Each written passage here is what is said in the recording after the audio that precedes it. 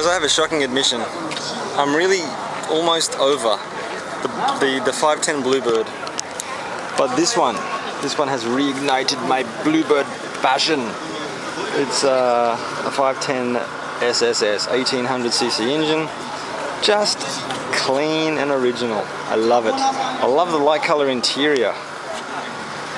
Digging that. 3S badge on the steering wheel center. Yeah, very nice. Wait a minute, there's some information here. 1970, 510, 1800. 5 people can sit in it. Well, there's not really much information there. Looks a bit general. Okay, but it's beautiful, beautiful condition.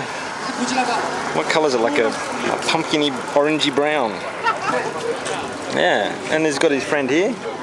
Same colour. But yeah, this one is a winner for me.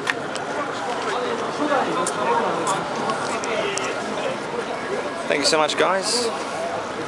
We'll leave it there, but yeah, I like that one. That's a good one. See ya.